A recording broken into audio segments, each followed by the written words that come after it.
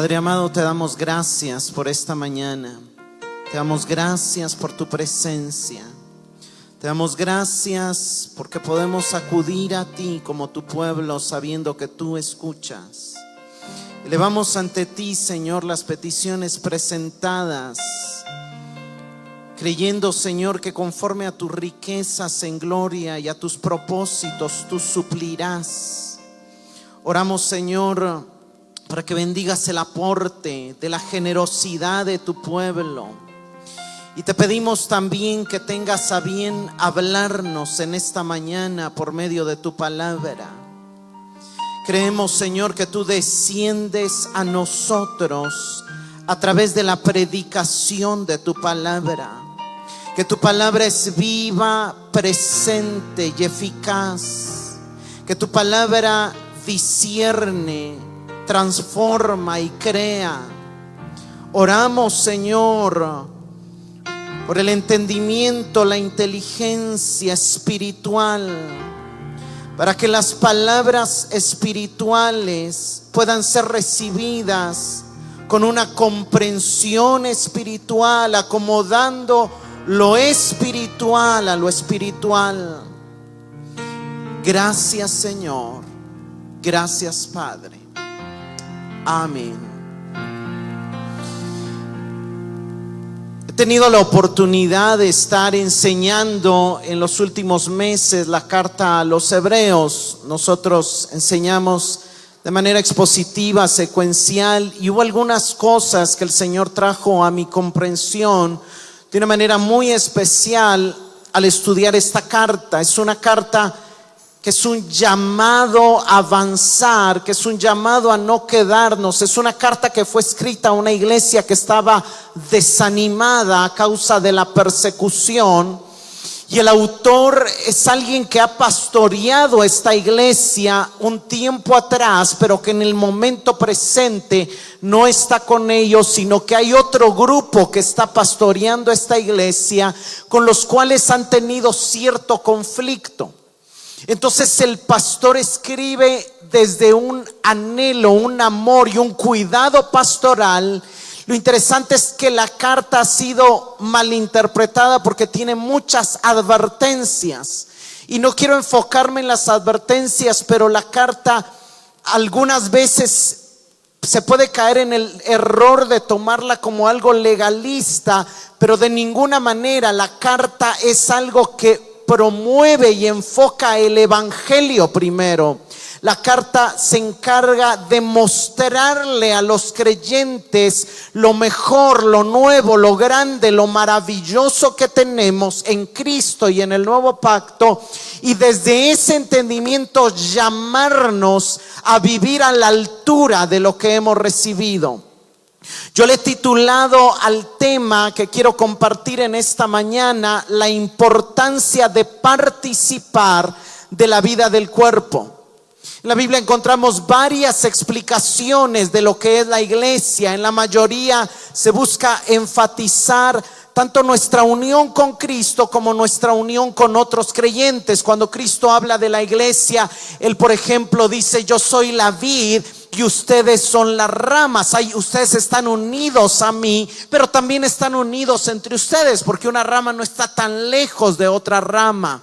En Efesios 2, en Primera de Pedro 2, vemos la iglesia como un edificio donde Cristo es la piedra angular. Estamos unidos a Cristo, pero nosotros somos piedras vivas. Estamos unidos entre nosotros. Pero quizá la metáfora más común es la metáfora del cuerpo de Cristo. Pablo habla de Cristo como la cabeza y nosotros miembros de Él y miembros los unos de los otros, en Corintios, en Efesios, en Romanos, en Colosenses. Y el autor a los Hebreos toma también esa metáfora y nos habla de esa realidad. Y vamos a ver que el llamado más importante es a participar, a vivir esa realidad de que estamos unidos a Cristo, y que por estar unidos a Cristo estamos unidos entre nosotros. ¿Cuántos creen que están unidos a Cristo? ¿Cuántos reconocen a Cristo como su cabeza? Amén. Cuando vamos a Hebreos capítulo 10, luego de que el autor habla de Cristo es superior a los ángeles, a los profetas, al antiguo pacto, al sacerdocio levítico, como él instauró un nuevo sacerdocio según el orden de Melquisedec en el capítulo 7, 8 y 9, llega a la cúspide del mensaje en el capítulo 10. Y el autor al inicio del capítulo nos muestra que Cristo eliminó los sacrificios y la ofrenda para establecer el hacer la voluntad. Y cuando llegamos al verso 10 nos encontramos con la declaración que dice Hebreos 10:10: por esta voluntad hemos sido santificados mediante la ofrenda del cuerpo de Jesucristo, ofrecida una vez para siempre.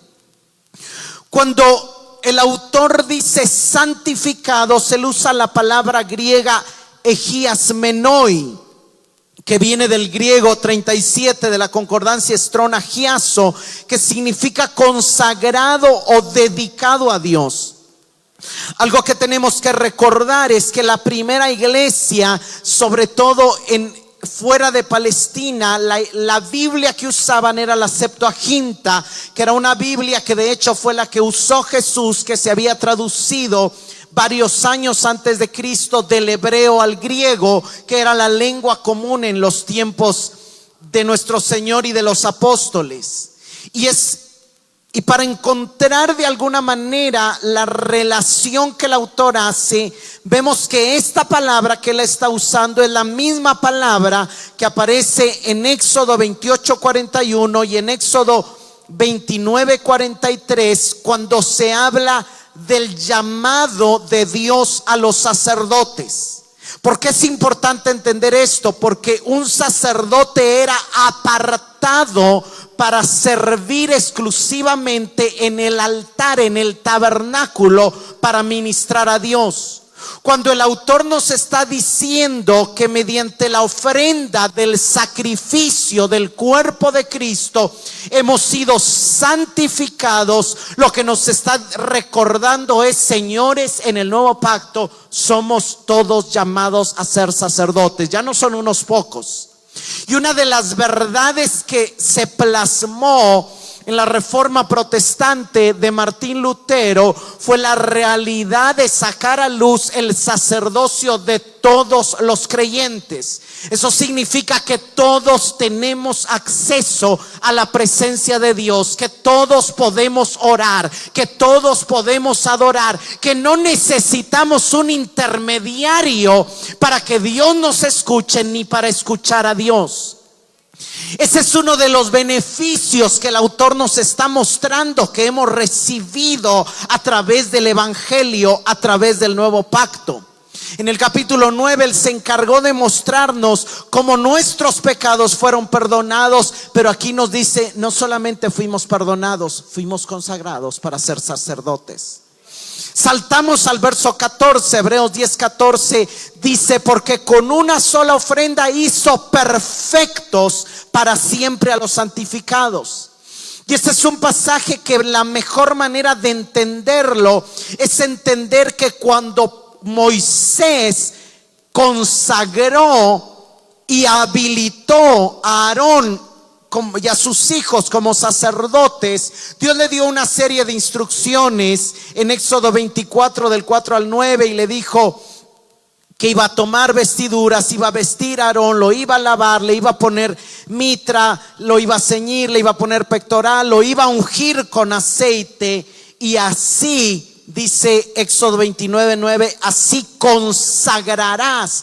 Pero la palabra en hebreo es malé, pero la que usa la Septuaginta en el griego es la misma palabra que usa Hebreos 10:14, tetelekoyen, o sea, así perfeccionarás.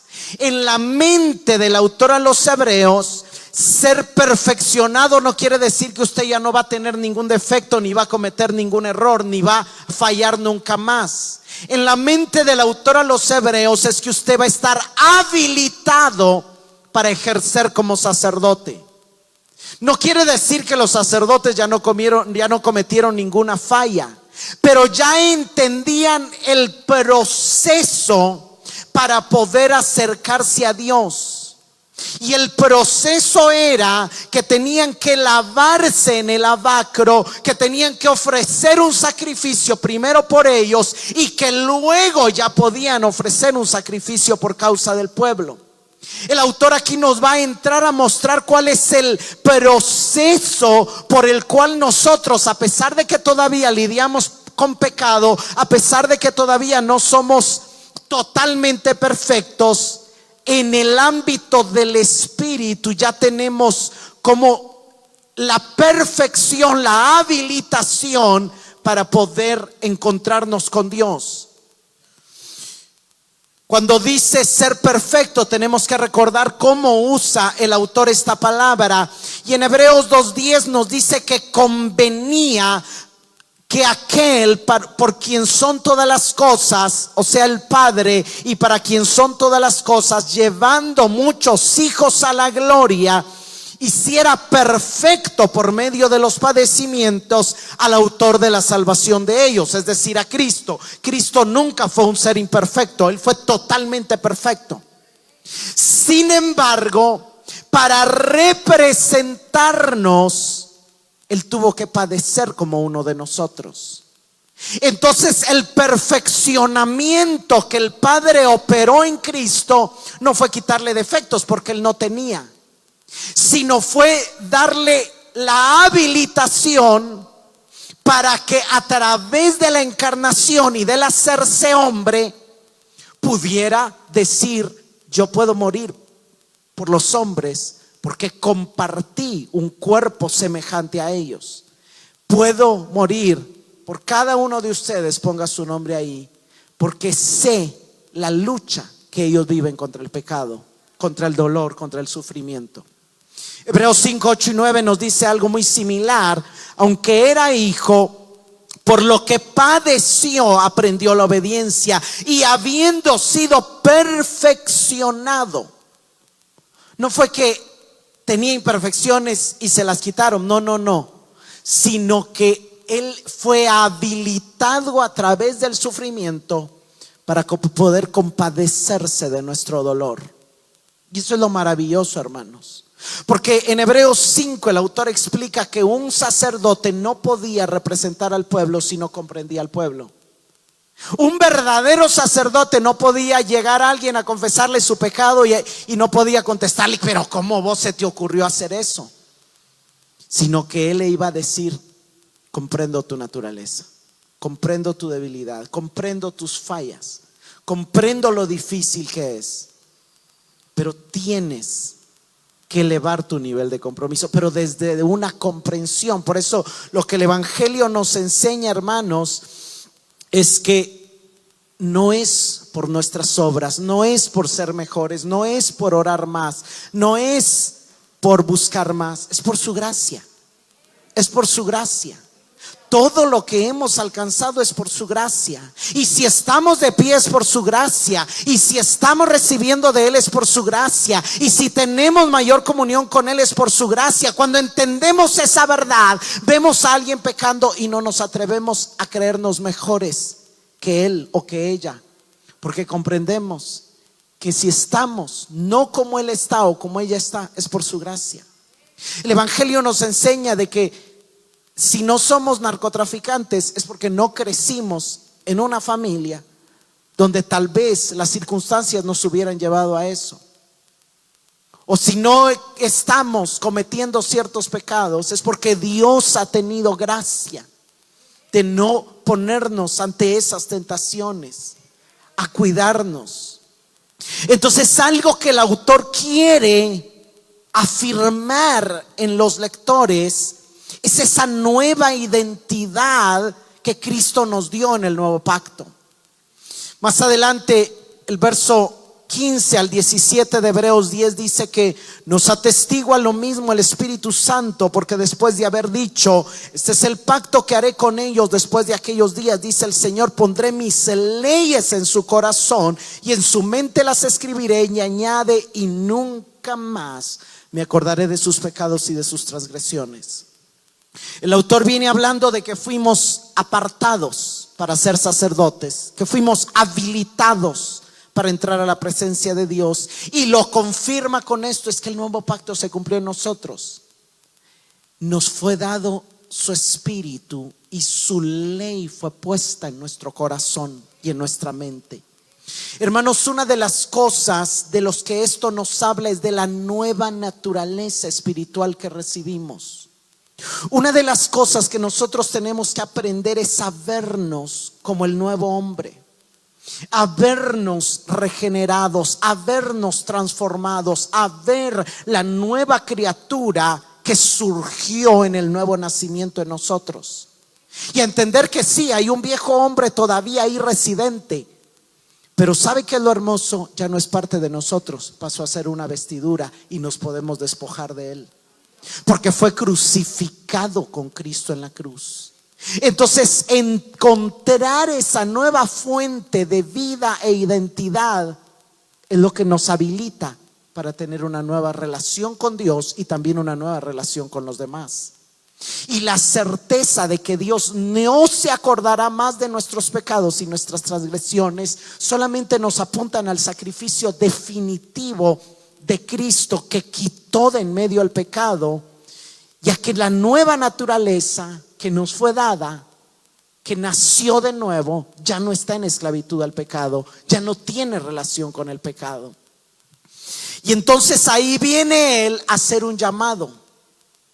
Verso que es la parte quizá más importante, verso 19 de Hebreos 10. Así que, sabiendo que tenemos nueva identidad, sabiendo que ahora todos somos sacerdote, sabiendo que estamos habilitados para ejercer nuestro sacerdocio, teniendo libertad, verso 19, para entrar en el lugar santísimo por la sangre de Jesucristo, por el camino nuevo y vivo que Él nos abrió a través del velo, esto es de su carne, y teniendo un gran sacerdote sobre la casa de Dios, acerquémonos con corazón sincero, en plena certidumbre de fe, purificados los corazones de mala conciencia, lavados los cuerpos con agua pura, mantengamos firme sin fluctuar la profesión de nuestra esperanza, porque fiel es el que prometió, y considerémonos cómo estimularnos al amor unos a otros y a las buenas obras, no dejando de congregarnos como algunos tienen por costumbre, sino exhortándonos, y tanto más cuanto veis que aquel día se acerca. Hermanos, ya tenemos acceso a Dios, acerquémonos, pero recordemos que hay una serie de elementos importantes antes de acercarnos: fe, esperanza y amor. Entonces el autor muestra aquí como marcas sacerdotales, como vestiduras sacerdotales. El sacerdote en el antiguo pacto se tenía que vestir de cierta manera para poder entrar. Él nos dice: vístanse de fe, vístanse de esperanza y vístanse de amor. ¿Por qué? Porque sin esos tres elementos su conexión con Dios no se va a dar. Entonces eso es sumamente importante entenderlo. Y de ahí, pero el autor cierra y amarra esta invitación con un pasaje muy importante que a veces se ha malinterpretado y que yo quiero tratar un poco de explicar. No dejando de congregarnos como algunos tienen por costumbre. El problema de los lectores de esta carta en el capítulo 5 es que se habían vuelto tardos para oír. En el capítulo 6 no habían avanzado hacia la madurez. En el capítulo 12 no estaban corriendo hacia la meta. Y una de las cosas era porque algunos de ellos habían dejado de congregarse. Ahora, la palabra congregarse para el autor no significa asistir al templo solamente. Eso lo incluye. Pero la palabra griega es episinagoge, que es la unión de dos palabras, epi y sinagoge. Epi significa verdaderamente, completamente, convenientemente, y sinagoge es solamente reunirse. Aquí estamos sinagoge, digamos. Aquí nos hemos sinagogados, por así decirlo. Pero el episinagoge no denota simplemente la reunión, sino que habla de una participación real en la vida del cuerpo que resulta en edificación y en avance para otros. El episinagoge va más allá de simplemente reunirnos. Miren, hermanos, la pregunta no es si nos estamos reuniendo con otros creyentes, la pregunta es qué tanto estamos creciendo en esas reuniones. La pregunta es qué tanto estamos poniendo en ejercicio nuestros dones para ministrar a otros y dejando que otros nos ministren a través de los dones que Dios les ha dado. En el diccionario Word Study explica el autor: Epi se refiere a Cristo mismo como aquel en quien esta asamblea está unida. Significaría no vivir en desunión a Cristo y a los demás creyentes, sino cumplir la responsabilidad que tenemos como parte del cuerpo de Cristo. Tú estás consciente que eres miembro del cuerpo de Cristo, que tienes una función que cumplir.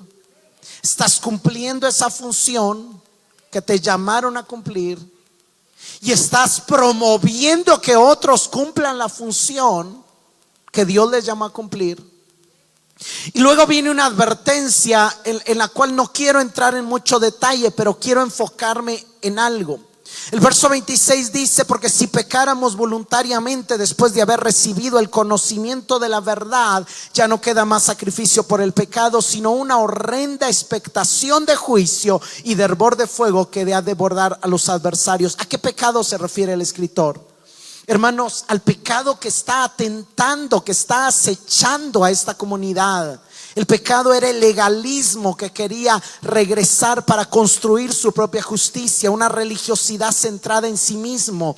Cuando el autor después habla de que no haya una planta venenosa, que se traduce raíz de amargura, no está hablando de alguien que tiene sentimientos de resentimiento. Está hablando de que alguien que no quiere unirse a la cabeza y que no quiere conectarse con el cuerpo. De alguien que dice: yo no necesito de la iglesia, yo no necesito de los demás creyentes, yo no necesito de Cristo. ¿Por qué? Porque eso para el Señor es como una planta de veneno en medio de su iglesia. Eso es algo venenoso y eso lo puede ver usted en Éxodo, pero no tenemos el tiempo. Más adelante, verso 28 dice: el que viola la ley de Moisés por del testimonio o 13 testigos muere irremisiblemente.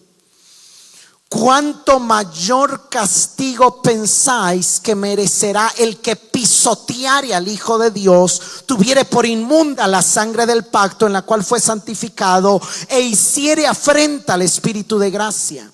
Pues conocemos al que dijo: mía es la venganza, yo daré el pago, dice el Señor. Y otra vez el Señor juzgará a su pueblo. Horrenda cosa es caer en manos del Dios vivo.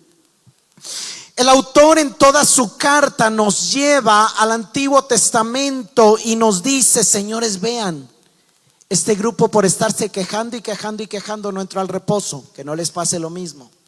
Pero aquí nos lleva a otro grupo. Miren estos: Nadab y Abiú fueron consumidos por el fuego por presentar fuego extraño. 250 levitas de Coré, Datán y Abirán fueron consumidos por el fuego por no respetar el sacerdocio que Dios le había delegado a Moisés y Aarón.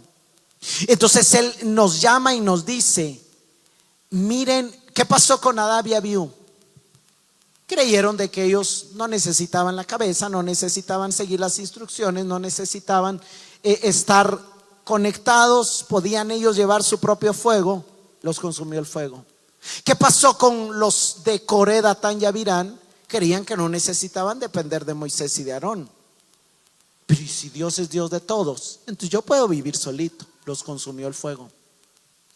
Entonces el autor dice: si nosotros cometemos ese mismo pecado de separarnos de la vida del cuerpo, si ellos fueron consumidos por el fuego, habiendo nosotros recibido más, ¿qué podemos esperar nosotros? Un mayor castigo. Y no está hablando de pérdida de salvación. Eso quiero dejarlo bien claro a mi criterio, ¿verdad? Pues yo sé que tenemos diferentes interpretaciones, pero lo que él está tratando, el autor no está diciendo, señores, ustedes se van a perder la salvación o se van a ir al infierno. El autor está tratando de mostrarnos qué gran peligro corremos si nos separamos de la vida del cuerpo. Y él está diciendo que el Señor juzgará a su pueblo. No está diciendo el Señor no juzgará al mundo. Obviamente el Señor juzgará al mundo, pero él está hablando para mí del juicio del que come y bebe indignamente la Santa Cena, diciendo, porque ¿sabe qué quiere decir el pan? Que como el pan es uno y los pedazos son muchos, el cuerpo es uno, pero todos somos miembros los unos de los otros. Nos dice 1 Corintios 10, hablando de la Santa Cena.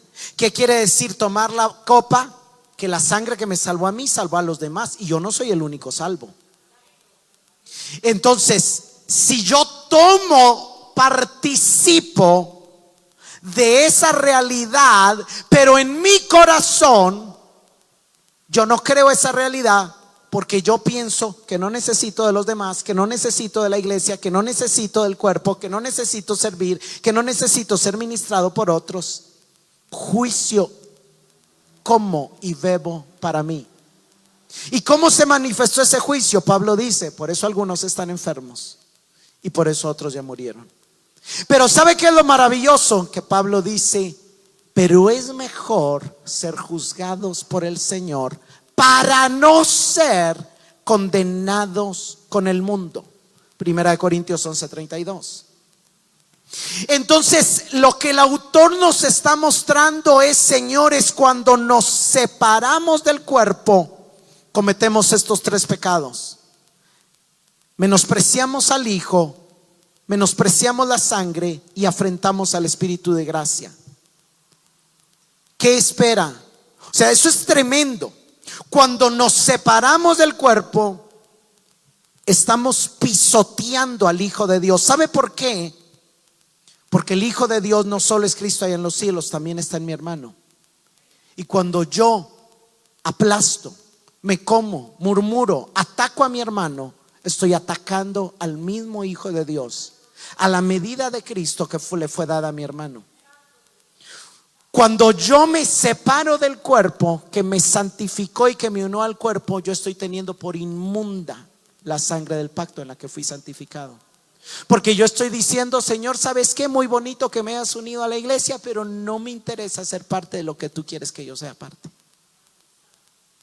Cuando yo me separo del cuerpo, yo estoy afrentando al Espíritu de gracia.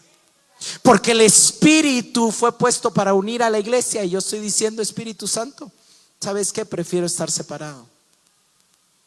Pero la idea no es solo ver, porque es importante entender que el pecado al que el autor se está refiriendo aquí está conectado al pecado que estaban cometiendo ellos, dejar de funcionar en el cuerpo, no de reunirse, porque si no la carta no les hubiera llegado, pero sí de funcionar en el cuerpo. Entonces, ¿qué se espera de nosotros? Hacer su voluntad, dar una respuesta apropiada a su gracia. Entonces, en lugar de pisotear al Hijo, somos llamados a honrar al Hijo. ¿Cómo honramos al Hijo? Hermanos, cuidando de Él a través de nuestros hermanos más pequeños y reconociendo la medida de Cristo que Dios repartió a cada uno. Yo honro a Cristo cuando veo a Cristo en mi hermano y en mi hermana.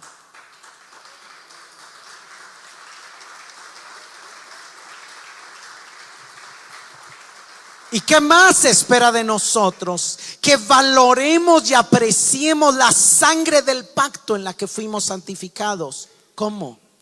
Diciendo, Señor, me llamaste para ser sacerdote del nuevo pacto. Voy a vivir para adorarte, voy a vivir para servirte. Y servirte a ti es servir a los demás. Porque amar a Dios es amar a los demás. Servir a Dios es servir a los demás. Eso es así.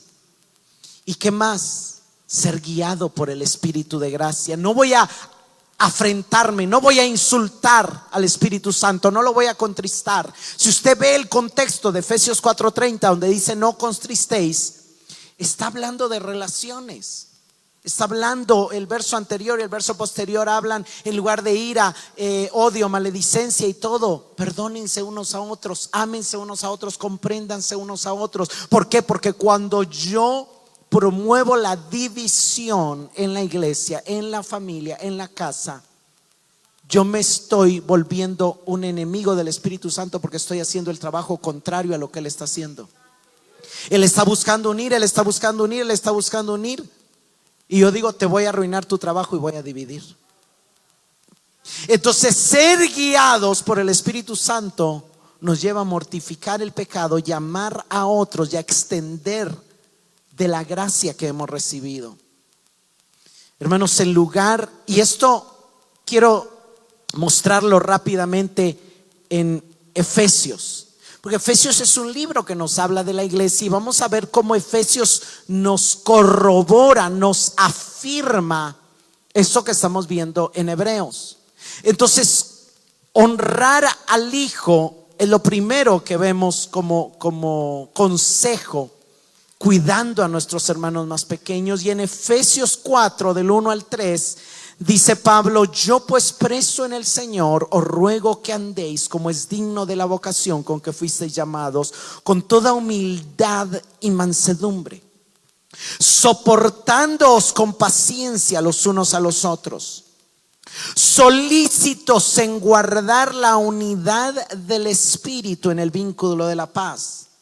Y si nos vamos al verso 7, pero a cada uno de nosotros fue dada la gracia conforme a la medida del don de Cristo. Pablo dice: señores, nos unieron al cuerpo, estamos unidos en el Espíritu. El que se une al Señor es un espíritu con Él. Y si estamos unidos a Cristo, estamos unidos entre nosotros. La unidad no es algo que tenemos que buscar, la unidad es algo que solamente debemos guardar, cuidar, preservar. Porque aunque nuestras individualidades y nuestras diferencias de opinión y las áreas de nuestra alma nos dividan, el Espíritu nos une. La unión a Cristo nos une. El estar conectados a Cristo nos une. Y no nos une solamente dentro de la misma congregación, nos une con todos los que han nacido de nuevo, de todas las denominaciones que pertenecen a la iglesia universal, aunque crean diferente a nosotros en muchas cosas. Pero si están unidos a Cristo, y nosotros también estamos unidos a ellos. Entonces, ¿qué dice Pablo? No se enfoquen en lo que los divide, preserven lo que los une, la unidad del Espíritu.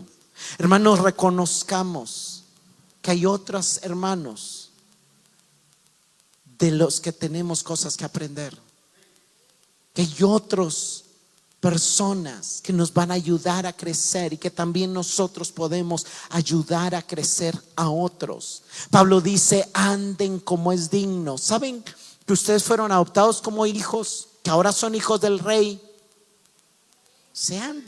Caminen dignamente de lo que son. ¿Y saben qué es caminar dignamente de lo que somos? Buscar la unidad, pelear por la unidad. Cristo ora en Juan 17, y la oración que más repite es: Señor, que sean uno, que sean uno, que sean uno, que sean uno como tú y yo, que sean uno. Guárdalos del maligno, guárdalos del mal, santifícalos, pero que sean uno. Y hay una tensión entre el defender la verdad y defender la unidad, una tensión difícil, pero no podemos dejar una por la otra, debemos de cuidar las dos. La segunda cosa que veíamos que el Señor nos llama a hacer es que en lugar de menospreciar la sangre, debemos valorar nuestra consagración. Y valorar y apreciar la sangre del pacto que nos santificó es vivir una vida de adoración a Dios. Dice Hebreos 13, 15 y 16: así que ofrezcamos siempre a Dios por medio de Él sacrificio de alabanzas, es decir, fruto de labios que confiesan su nombre. Y de hacer el bien y de la ayuda mutua no os olvidéis, porque de tales sacrificios se agrada a Dios. Los lectores de esta carta eran principalmente judíos, la mayoría de ellos. Y entonces viene el autor y él sabe que ellos todavía les está costando entender el cambio entre el antiguo y el nuevo pacto. Y ellos sabían que en el antiguo pacto se celebraba, se presentaba sacrificios de expiación, sacrificios de acción de gracias, sacrificios de paz, sacrificios votivos, etc. Él les dice, claro, señores, el sacrificio de expiación lo cumplió Cristo. Ya no hay más necesidad de presentar ofrenda por el pecado. Entonces vienen ellos y le preguntan, pero ¿y de los sacrificios de acción de gracia y de los sacrificios de paz que vamos a presentar? Entonces él les dice, eso se sustituye por dos cosas: por fruto de labios que confiesan el nombre de Dios, y por hacer el bien y ayudar a los demás. Entonces uno de los sacrificios, el fruto de labios, es no solo cantar en el momento de la alabanza y la oración, lo incluye, pero también es que nuestra boca esté llena de confesar la palabra. Que en un momento de necesidad, en Hebreos 13:6 él dice, por eso podemos decir confiadamente, el Señor es mi ayudador, no temeré lo que pueda hacerme el hombre. ¿Por qué? Porque cuando empezamos a llenarnos de la palabra y a recibir lo que Dios ha hecho en nosotros, ¿qué va a salir? Su palabra en nuestra boca. Y va a salir en forma de confesiones de fe, va a salir en forma de palabras de alabanza, va a salir en forma de predicación del evangelio a otra, va a salir en forma de ánimo, de exhortación a los demás. Y eso, pero cuando veamos a otro, no solamente le vamos a hablar la palabra de Dios, sino que si está en necesidad y si en nosotros tenemos la posibilidad, también le vamos a ayudar. Con nuestro tiempo, con nuestras finanzas, con nuestros recursos, de cualquier manera. Pero cuando hacemos, Cristo dijo esto en una ocasión: cuando inviten a comer, no inviten a sus amigos, familiares y todos, porque después los van a invitar. Cuando inviten a comer, inviten al cojo, al ciego, al manco, al que no puede recompensarles, y entonces tendrán tesoro en el cielo. Lo que Jesús está diciendo, hermanos, es que cuando ya nos volvimos amigos, que usted venga a comer a mi casa y yo vaya a comer a su casa, está bien, no tiene nada de malo. Y si platicamos de la palabra y oramos los unos para los otros y nos edificamos, gloria a Dios. Pero como ya hay un ambiente de reciprocidad, ya no se está generando un tesoro eterno. La ayuda y la generosidad que genera un tesoro eterno es la que se da incondicional y desinteresadamente, no esperando recibir a cambio, sino porque se da desde un amor sacrificial, desde un amor ágape, desde el entendimiento de lo mucho que hemos recibido de Dios y de lo tanto que tenemos para dar. Y el tercer consejo es: en lugar de afrentar al Espíritu, debemos dejarnos guiar por el Espíritu de gracia. ¿A qué nos guía el Espíritu, hermanos? Romanos 8:13 al 16, Pablo dice: porque si vivís conforme a la carne moriréis, pero si por el Espíritu hacéis morir las obras de la carne, viviréis. Porque todos los que son guiados por el Espíritu de Dios, amarremos ese contexto, ser guiados por el Espíritu de Dios es ser guiados a mortificar la carne. Y a veces nos fijamos mucho en las obras de la carne como inmoralidad, y a veces nos fijamos mucho en las obras de la carne como violencia, pero no nos acordamos que las obras de la carne son pleitos, contiendas, divisiones. El Espíritu nos llama a la unidad. Hermanos, Cristo nos ha unido al cuerpo y nos ha reconciliado consigo mismo. Y somos participantes. Quiero ir a Efesios 2:18. Dice: porque por medio de Él, los unos y los otros, tenemos entrada por un mismo Espíritu al Padre, en quien todo el edificio bien coordinado va creciendo para ser un templo santo en el Señor, en quien vosotros también sois juntamente edificados para morada de Dios en el Espíritu. Hermanos, Dios quiere que seamos edificados conjuntamente dentro del cuerpo. Nadie puede crecer fuera del cuerpo. Cuando vamos a Efesios 4, dice que Cristo dio un don a cada uno, estableció ministerios, predicadores, para que los santos sean capacitados, para que el cuerpo sea edificado hasta que todos lleguemos. Hay una meta que alcanzar. De hecho, ese es uno de los temas principales de la carta a los Hebreos. Despojémonos de todo peso, despojémonos de todo pecado, despojémonos de toda apatía a pertenecer al cuerpo y a todo pecado de individualismo, de orgullo, de separatismo, y corramos hasta alcanzar la meta, hasta que todos lleguemos a la unidad de la fe, para que ya no seamos niños, sino que hablando la verdad en amor, la única manera de hablar la verdad en amor es hablando entre nosotros, crezcamos en todos los aspectos en aquel que es la cabeza, es decir, Cristo. ¿Cómo? Funcionando todos, funcionando todos.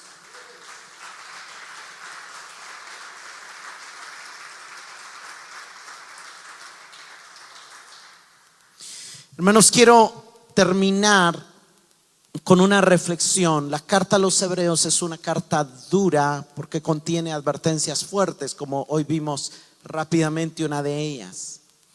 Pero debemos de entender que no debemos de oír esas advertencias con el oído legalista, sino con el oído de la gracia.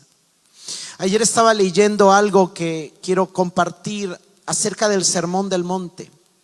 El Sermón del Monte muchos lo han tomado como ley. Jesús dice, es muy categórico: ama a tu enemigo, ama, y lo ven como algo inalcanzable.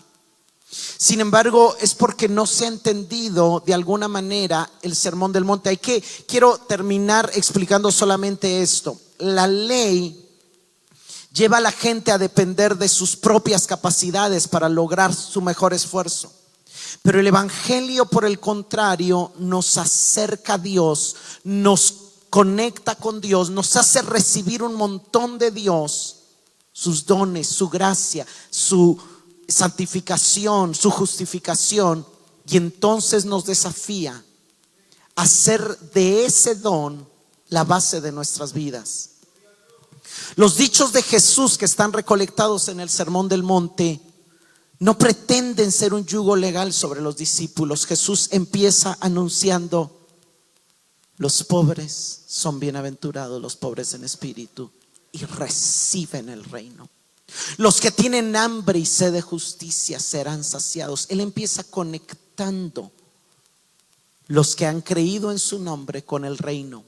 Entonces, desde ese entendimiento, Él les dice: ahora les muestro cuál es la vida del reino. La vida de uno que ha sido perdonado, perdona. La vida de uno que ha sido amado y reconciliado y adoptado como hijo, ama aún a sus enemigos y ora por ellos. Es generoso. Entonces, lo que Jesús nos está diciendo y lo que la carta a los Hebreos nos está diciendo es: eres perdonado, eres hijo, perteneces al reino de Dios. El sol de justicia ha amanecido sobre ti. Ya no te perteneces a ti mismo. Mejor que eso, eres parte del cuerpo de Cristo, perteneces a la ciudad de Dios, eres parte de la luz que brilla en las tinieblas. Vive lo que eres, vive lo que eres. Camina desde la gratitud de ser un hijo redimido. Camina desde la realidad de que eres un sacerdote del nuevo pacto, y ministra a tus hermanos participando de la vida del cuerpo, y déjate ministrar, porque Dios quiere seguirte transformando. Pongámonos de pie.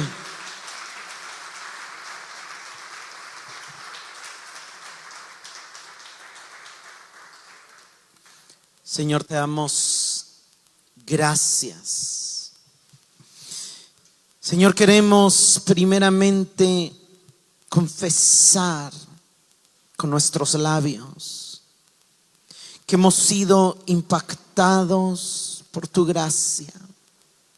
Te damos gracias, Señor, porque antes el camino a tu presencia estaba cerrado, pero tú viniste, participaste de un cuerpo semejante a nosotros, y fuiste humillado y padeciste, para luego subir a presentar tu sangre, no en el altar terrenal como dice Hebreos, sino en el tabernáculo verdadero, el que está en el cielo. Y desde ahí aplicaste esa sangre no solamente para remover nuestros pecados, sino para consagrarnos y habilitarnos como sacerdotes del nuevo pacto, para hacernos miembros de tu cuerpo. Que esa realidad pase a ser una convicción en nosotros. Que entendamos que hemos recibido un reino inconmovible, como dice Hebreos 12. Que entendamos que hemos sido acercados ya no al monte Sinaí que causaba temor, sino al monte de Sión y a la asamblea festiva que nos invita a acercarnos. Que entendamos la gran salvación que nos fue concedida y que vivamos a partir de ese llamado y de esa consagración que hemos recibido, ejerciendo nuestro sacerdocio, participando activamente de la vida del cuerpo. Señor, quita toda división, quita todo separatismo, quita todo aquello, Señor, que nos ha querido alejar, que nos ha querido apartar de ti, de tu cuerpo. Que tu amor prevalezca, que tu amor y tu gracia prevalezcan, y que vivamos comprendiendo la realidad de que en el Espíritu somos uno, de que tú oraste para que fuéramos hechos uno, y que busquemos preservar la unidad del Espíritu en toda humildad y mansedumbre. Enséñanos de tu humildad, enséñanos de tu mansedumbre.